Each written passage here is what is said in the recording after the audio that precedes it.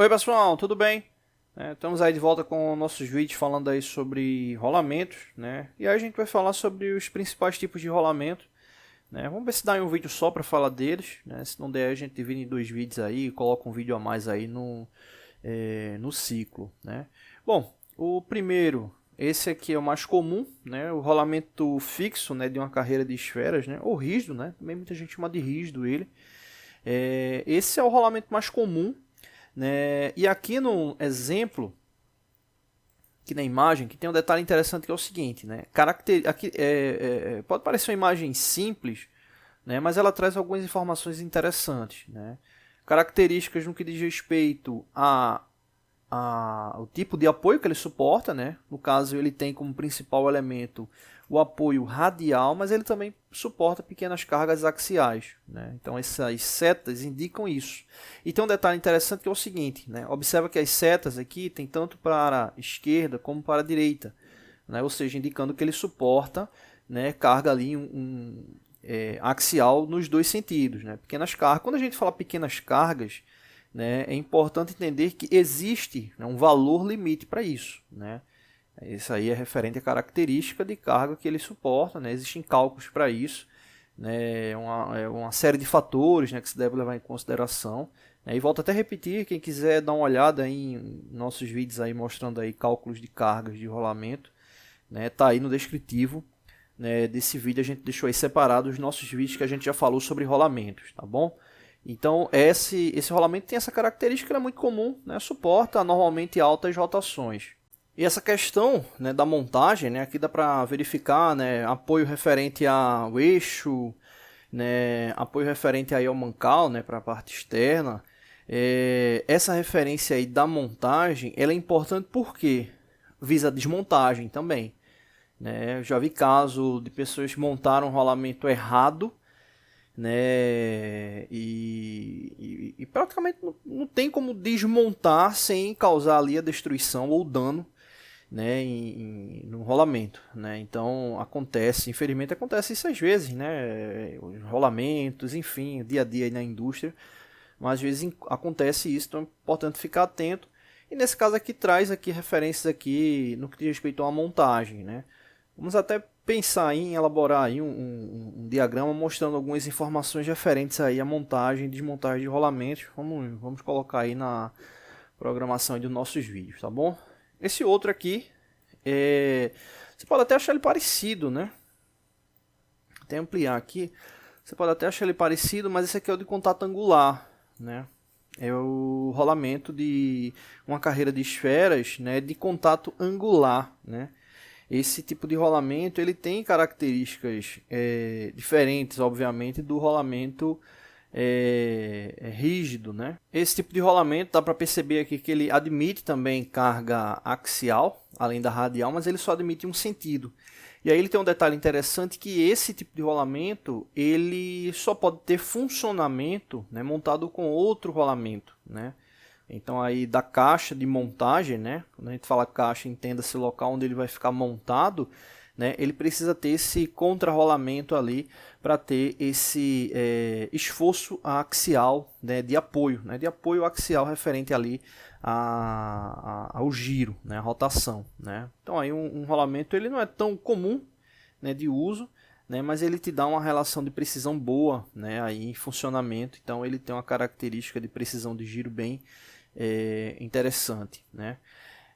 E um detalhe interessante, eu me lembro até um professor comentava bastante sobre isso, né, sobre a questão dos rolamentos, né, e como muitas pessoas ficam preocupadas ali, principalmente projeto de máquinas, né, sobre o tipo de rolamento que vai ter que colocar ali no projeto, né, porque a gente sabe que rolamento, né, você tem rolamentos relativamente baratos, né, e tem rolamentos com valores bem elevados, né, inclusive rolamentos, já participei de vários seminários falando sobre a questão da falsificação, né, de rolamentos, né, enfim, né, são coisas que acontecem, a gente deve ficar atento, né, sobre a procedência aí da compra desses elementos, né. Bom, então quando você está projetando a máquina, né, não tem para onde correr, né? é projetar ela da melhor forma possível e, obviamente, né, as caixas, né, os espaços ali que vão ter esse apoio aí de giro, né, indicar o rolamento que atenda ali características de carga, temperatura, rotação, vibração, né, é importantíssimo. Falando sobre esse tema, né, até voltando aqui sobre o rolamento rígido de uma carreira de esferas, um dos grandes pontos aí que causa problemas nesses rolamentos, né, é a questão de montagem com desalinhamento, né, faz com que ele acaba diminuindo o tempo de vida útil dele. Assim como os outros rolamentos em geral, né, só que alguns admitem, né, uma relação de desalinhamento um pouco maior. Esse outro rolamento, né, vou puxar aqui um pouco mais, esse outro rolamento aqui, ele é o autocompensador, né, com duas carreiras de esfera, né. Ele tem aí uma pista relativamente aqui com raio, né, que faz com que ele suporte pequenos desalinhamentos, né. Então esses rolamentos que têm maior quantidade de elementos ali de giro, né, eles acabam tendo aí uma capacidade de carga maior, né, mas normalmente acabam tendo, né, diminuição no que diz respeito ali à rotação, né. E é um fator importante essa questão da rotação, né, no que diz respeito à seleção dos rolamentos, né. São vários fatores, como a gente já comentou, né, rotação, temperatura, alinhamento, característica no que diz respeito à vibração, característica no que diz respeito a material ali de fabricação do rolamento. Tudo isso para que ele venha a ser utilizado da melhor forma possível, né. Então, não se engane em pensar ali que utilizar rolamentos, né, é algo simples, né. Existem vários tipos de rolamentos e é um dos elementos mecânicos mais complexos que se tem, né, por causa da característica, né, da própria montagem e funcionamento do mesmo. Esse quarto rolamento aqui, né, é o rolamento de rolo cilíndrico, né. Esse aqui ele já tem um alto suporte, né, no que diz respeito a carga radial, né, então ele é utilizado para cargas elevadas, né. A própria área de contato dos rolos, né, já indica que ele não é utilizado aí para altas rotações, né. E nesse caso ele é só utilizado realmente aí para carga radial, né? O objetivo dele, carga radial, né? Até dá para observar aqui que existe, né, uma separação ali referente ali à montagem dele para indicar que ele realmente tenha como uso apenas a carga radial. Se a gente for observar os outros três que a gente comentou até agora, né, ele possui ali encosto, né? Eles ficam encostando, né, com contato angular, né, ele fica ali também com essa ação em contato com outro rolamento, né, a gente pode observar, e o de dupla carreira de esfera, né, ele também tem essa capacidade aí de ter montagem, suportar carga axial, né. Nesse caso aqui o de rolo cilíndrico ele não suporta carga axial, só carga radial, né, dá para observar aí pela seta dele de indicação. Uma característica interessante desse rolamento, né, é porque eles são separáveis, né, os elementos de montagem, né, a parte interna, a parte externa, os rolos, né. Inclusive a gente postou no nosso Instagram, né, um vídeo bem interessante, né, mostrando a montagem, né, desse rolamento, né, com o dispositivo. E aí fica a dica aí para quem não segue a gente lá no Instagram, né, a gente sempre está postando lá conteúdo novo, exclusivo lá no nosso Instagram, o link está aí na descrição, tá bom? Então esse aqui é um rolamento muito utilizado aí para cargas elevadas, tá bom? Bom, para não ficar tão longo a gente vai dar uma parada, né, nesse vídeo aí, depois a gente volta para falar dos outros rolamentos. Valeu! Oi pessoal, tudo bem? Estamos aí de volta com nossos vídeos aí para falar sobre rolamentos, né, o quinto vídeo aí da sequência, né? A gente vai fazer outros vídeos, né, falando sobre rolamentos também. Não vai dar para terminar todas as informações aí nesses 5 vídeos, né? Mas aí também fica a dica aí para vocês assistirem, né, os vídeos que a gente já fez aí falando sobre rolamentos, né? Então acredite que amanhã a gente consegue fechar aí as informações que faltam, né? Pelo menos as iniciais aí sobre essa questão de características de rolamentos. E próxima semana a gente posta os folders, né, com informações ali referentes à codificação aí para facilitar o entendimento, tá bom? A gente no último vídeo falou sobre o rolamento de rolos, né, com a carreira de rolos, que suporta somente carga radial, né, indicada aí para suportar cargas elevadas. E aí a gente já vai iniciar com esse aqui, que é o rolamento, né, de rolos autocompensador, né? E até fazer uma observação, né? Uma vez eu me lembro de um aluno falando, né? Falei, poxa, se eu tenho um rolamento que ele é rígido, né, não suporta ali desalinhamento, eu tenho um rolamento que ele suporta o desalinhamento, né? Os dois servem ali para cargas elevadas, né? Entre aspas, né? A gente pode fazer uma observação sobre isso aí. Porque eu não compro logo um que suporta desalinhamento e aí acaba contemplando aí para futuros problemas, né, que venham a ocorrer, né? Tem um detalhe interessante que é o seguinte, né, essa questão do desalinhamento, né, a gente tem que levar em consideração alguns pontos.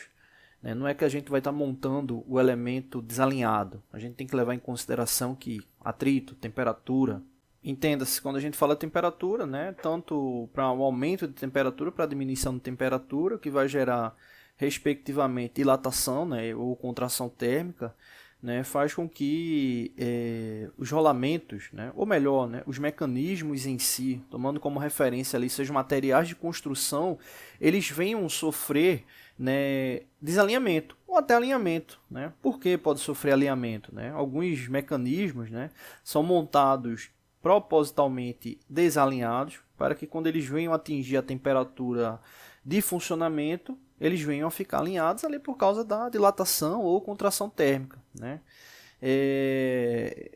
E essa característica é normal, depende muito aí do tipo de indústria, né? O tipo de funcionamento que o rolamento ele vai estar ali aplicado, né? E aí voltando àquela questão da carga, né, que eu tinha comentado anteriormente. Quando a gente fala cargas elevadas, entenda-se que existe, né, um limite ali específico para o rolamento, né? Não é porque o rolamento ele é autocompensador de rolos, ele é rígido de rolos, que ele vai ter ali um limite padrão, né? Quando eu falo padrão, entende-se levando em consideração as características dimensionais dele, né? Quando a gente vai para essa análise dimensional, né, obviamente você vai ter valores ali específicos, né? Geometricamente você vai alterando ali as dimensões, a gente sabe que pressão é força sobre área, né? Então você vai diminuindo essas características ou aumentando, outras características vão aumentando ou diminuindo proporcionalmente também, né? E aí quando a gente fala dessa relação de, poxa, por que eu não compro logo um desses aqui, a gente tem que entender que existe custo também sobre o rolamento, né? Então esse rolamento aqui, por ter mais elementos, né, maior dificuldade de fabricação, né, é um rolamento que tem uma tendência a ser mais caro, né? Então aí isso é uma característica importante também aí para os projetos em geral, né? Entre essa questão aí do custo, né? Como eu disse, a questão da carga ela está muito ligada ali ao tipo, né, e a parte dimensional específica do rolamento. Observa que esse tipo de rolamento aqui ele suporta tanto carga radial como axial também. Bom, e para fechar esse vídeo, para ele não ficar tão extenso, né, a gente já falou muito aí sobre rolamento, né, esse aqui é o rolamento autocompensador de duas carreiras de rolos, né. Então, se a gente for observar, a gente já falou que esse rolamento é para altas cargas, esse aqui também é para altas cargas e esse aqui não vai mudar, também é para altas cargas. Só que esse daí ele tem um detalhe interessante que é o seguinte, né? Esse rolamento ele te dá uma maior... Deixa eu até pegar aqui um exemplo, né? Até mostrar aqui, diminuir aqui. Pronto, aqui esse eixo aqui mesmo.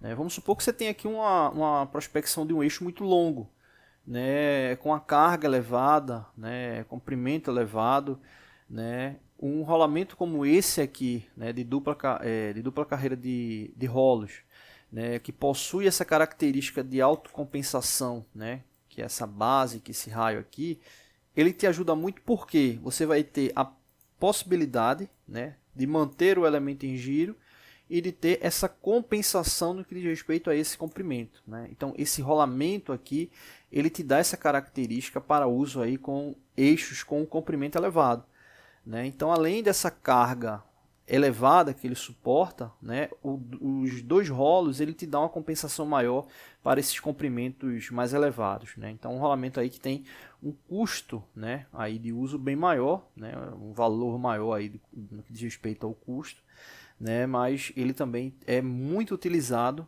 né, em grandes projetos mecânicos que tem eixos aí com grandes extensões, tá bom? Então é isso, né? Por hoje a gente para aí com as informações sobre rolamentos, né? São muitas informações, a gente vai, né, colocar colocar mais informações nos vídeos de amanhã e nos folders que a gente vai estar postando aí em breve. Valeu! Oi pessoal, tudo bem? Estamos aí de volta com nossos vídeos falando sobre rolamentos, né? E vamos falar aqui sobre esse rolamento aqui que é bem comum, né, nas indústrias, né? Elementos que têm a transmissão, né, com uma relativa carga, né, e principalmente elementos que acabam tendo tampa frontal, né, ali no mancal, né. Esse rolamento aqui é o rolamento de rolos cônicos, né, e ele é muito utilizado, né, levando em consideração porque ele consegue, né, suportar essas cargas relativamente elevadas, né, e tem a relação da possibilidade do esforço axial. Né? Na verdade, acaba sendo o grande detalhe, né? Essa ação combinada axial e radial para o uso desse tipo de rolamento. Né? Esses rolamentos, né, eles têm um detalhe interessante que eles têm anéis, os anéis de montagem deles são anéis separáveis, né, o anel interno e externo, né, então eles podem ser montados, né, de forma separadas. E tem um detalhe interessante que, como esse rolamento ele só admite carga axial em um sentido, né, tá aqui a relação da indicação da seta, quando você tem diâmetros, né, comprimentos, né, mais elevados, né, pronto, aqui dá até para representar aqui, né, supondo que você vai fazer a montagem de um rolamento desse tipo de rolos cônicos, né, e ele vai ficar alojado aqui nesse eixo, né, é muito comum fazer o uso de dois rolamentos, né, fazer o uso dos dois rolamentos. Então, exemplo, vamos supor que esse eixo ele viesse a ter a caixa dele, né, ele fosse fechado, né, tivesse uma tampa, esse tipo de rolamento você ficaria com dois rolamentos, né, em uso, dois rolamentos do tipo de rolos cônicos. Né, e esses rolamentos, aí o detalhe que eu quero explicar é que eles precisam, né, de anéis, né, para separar essa área de contato, né, ou seja, anéis apenas com o objetivo de separar, porque a carga axial ela vai vir desse sentido, né? Ou seja, esse sentido levando em consideração aí o fechamento, né, dessa caixa, né? Então, no caso, o contato, né, lateral, você tem que ficar muito atento com a posição da montagem dele, né? Então, exemplo, se você vai fazer a montagem de dois elementos, né, dois rolamentos, então você tem que ficar atento que a montagem dele tem que ser com o lado, né, que suporta o esforço axial contrário, né? Se ele vai ter esforço axial com a tampa que vai estar fechando aqui desse lado, né, desse lado esquerdo, desse lado direito, né, ele tem que ser montado aí de forma contrária e com esse anel que separa. Né, isso aí é bem importante. Eu já vi alguns erros de montagem levando em consideração esse tipo de rolamento. Né, ele é muito comum, né, como a gente já comentou, mas ele tem esse detalhe aí da montagem, né, e principalmente também porque ele é um elemento que pode ser separado. Outro rolamento que até é bem aplicável ele, né? Dá para observar aqui que ele tem uma condição mais especial de uso, né? Que é o rolamento axial de esferas, né? Mas ele é muito comum, né? Ele é muito comum aí para grandes ciclos, né, de transmissão que precisam de apoio na face, né? Observa como é a relação da montagem dele, né? A esfera ela fica apoiada de forma inversa, né? Como no rolamento rígido de uma carreira de esferas. Né? Então o apoio dele é transversal em relação ao outro rolamento. Né? Então nesse caso aí indicando que ele só admite aí a carga axial. Né? Inclusive ele tem muita gente chama rolamento de escora. Né? Rolamento de escora, né? Então também é bem comum esse nome.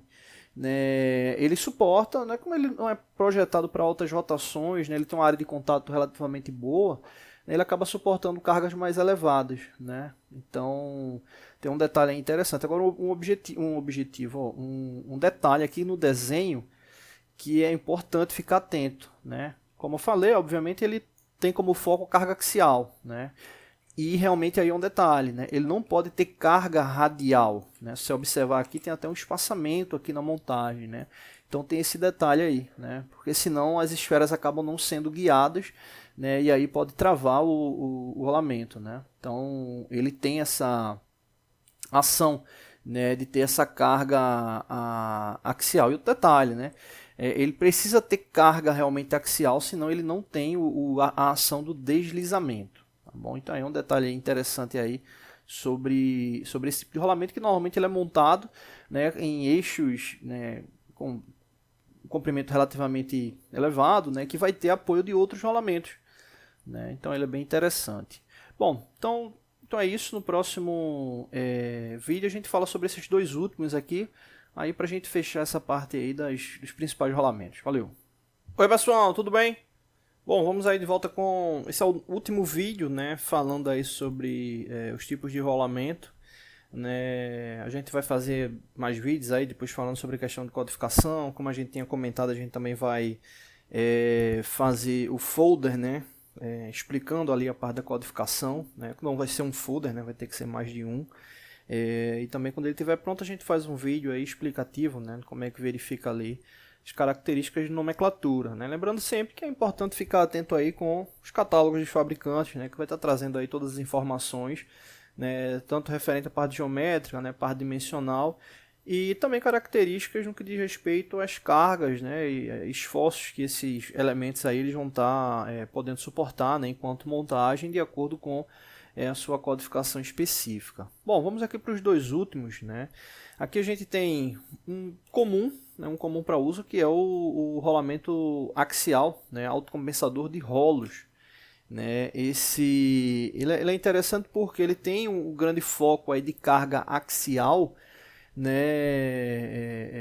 de ação, né, referente aí ao processo, mas ele também consegue suportar cargas radiais, né? Então dá para observar aqui que ele consegue ter esse esforço radial, né, para os dois lados, isso aí é importante, né, e consegue ter a relação da carga axial também, né. Aqui no caso para os dois lados é relativo, né, porque como ele vai rotacionar, né, nesse eixo, né, obviamente aí vai ficar para os dois sentidos, né, mas é importante ressaltar. E ele tem um detalhe interessante que ele consegue suportar boas cargas, né, radiais, né? Então ele é um rolamento aí de uso, né, quando se tem essa necessidade, né, de ter essa compensação, né, de desalinhamento, principalmente aí para elementos que tenham uma carga, né, referente aí ao esforço, né, que ele vai ter que suportar, né, axialmente e radialmente também, né, aí dependendo aí da montagem, mas ele é bem dinâmico referente a isso, né, ele consegue suportar bem esse esforço, né. A nível de uso, né, ele tem uma base muito parecida com esse, né, mas se você observar ele tem condição de montagem diferente, né, obviamente por causa da condição de montagem específica para ele, né, de apoio axial, né, como vocês podem estar observando aqui. Então faz uma diferença grande aí no suporte, né, no suporte dele, que dá para observar, né, uma diferença. Deixa eu aumentar aqui. Aqui dá para observar uma diferença, apertando aqui o botão errado. Aqui dá para observar uma diferença, que é esse ressalto, né, aqui, né, isso referente ao rolamento autocompensador de rolos, né, ele dá esse detalhe, né. Já o rolamento, né, esse rolamento de rolos cônicos, né, ele não tem esse detalhe, né, então esse aqui ele te dá uma flexibilidade maior que causa, obviamente, essa questão da compensação, né, e um detalhe, né, a pista dele acaba dando uma referência de alinhamento angular que faz com que tenha essa ação, né, ele é diferente de outros rolamentos que a gente falou, autocompensador, né, que traz a pista em raio, né, com a parte curvada, né, ele faz a relação da compensação de forma angular, né, então ele é bem interessante, né, então ele acaba compensando, né, desalinhamento ou até também flexão de eixo, né, se o eixo tiver alguma relação de flexão ele consegue também suportar, né, esse tipo de desalinhamento, né, obviamente tem um limite, né, de acordo aí com a aplicação. E por último, né, não menos importante, o rolamento agulha, né? Esse rolamento ele é interessante porque ele traz características como outros rolamentos, mas o elemento de giro dele, né, que a gente até tinha comentado aqui, ele dá uma relação de espessura menor, né? Ele dá uma relação de espessura menor, então ele tem uma dinâmica de montagem relativamente diferente, né? Ele acaba tendo uma ação geométrica menor, né, proporcionalmente aí aos demais rolamentos, né, então ele dá essa ação de giro, né, normal como os outros, né, mas a área de contato ali para montagem acaba sendo diferente, que acaba fazendo com que se tenha bastante cuidado, né. Todos os rolamentos precisam de cuidados ali na montagem e desmontagem, né, mas o rolamento tipo agulha ele tem esse detalhe, né, justamente porque ele tem essa seção transversal muito fina, né, comparando com,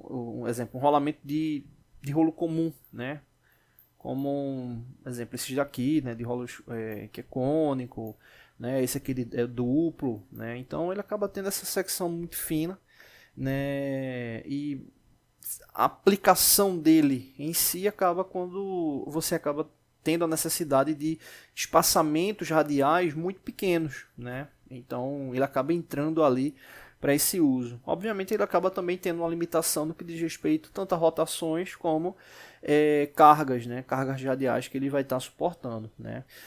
Observa que esse rolamento aqui no caso ele é específico para deslocamento radial, né?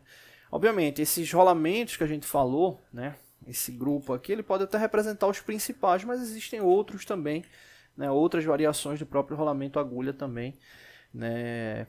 Enfim, esses aqui são os mais comuns, né? Quando a gente voltar falando de rolamentos, a gente vai falar de codificações, né? E relações simplificadas também, né? Que é comum principalmente em concurso, seleção, cair relação de indicação simplificada de rolamentos, né? Aqui a gente está vendo esses desenhos, né? Mas quando a gente vai para a prática ali de desenho, a gente pode estar simplificando essa representação. Então é isso, não deixe de se inscrever no canal. Né, a gente está aí trazendo, né, praticamente todos os dias aí 5 vídeos, né, e bom, agradecemos aí as visualizações que vocês têm dado aí ao canal, e é isso, vamos lá. Oi pessoal, tudo bem? Hoje a gente vai estar dando continuidade nos nossos vídeos aqui da parte de desenho técnico, né, da parte de cálculo técnico, né, e hoje a gente vai estar resolvendo aqui esse problema, né, que a gente tem uma figura, né, e referente a essa figura a gente tem essas perguntas aqui a serem resolvidas, né?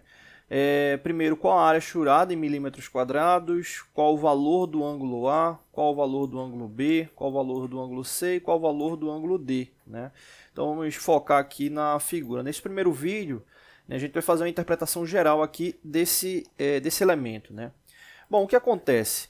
Né? A gente pode, primeiro ponto, identificar a relação da área churada, né? Ou seja, é a relação dessa área interna dessa figura, né? Então toda essa parte aqui que está com a chura em verde é referente à primeira pergunta, né? Ou seja, a área churada aí do elemento. E aqui a gente tem um detalhe porque é uma figura composta, né, por uma série de elementos geométricos, né? Então, para a gente chegar a essa definição da área churada, né, a gente vai precisar ter a informação de outras áreas para poder, né, subtrair e encontrar essa área, né? Como assim? Se a gente for observar essa figura, a gente pode representar ela, né, como se fosse um retângulo, e justamente tendo essa base do retângulo, né, a gente tendo aqui as informações desse primeiro triângulo aqui azul, desse segundo triângulo aqui verde e desse semicírculo, né, desse arco aqui rosa, a gente vai ter essas três áreas e vai poder subtrair, né, justamente desse retângulo, né? Então a gente tem alguns passos aí para poder chegar, né, e de fato resolver nessa questão da área, né? Na verdade, essa vai ser a última resposta, né? Basicamente a última resposta, né? Porque aí a gente vai pegar outras informações inicialmente, né? Então, focando aqui no desenho, o que, é que a gente pode observar, né? Alguns valores que estão ali omitidos, né? Se a gente for observar, né, esse retângulo ele tem 160, né? Essa figura, né, ela tem como comprimento total 160 milímetros, né?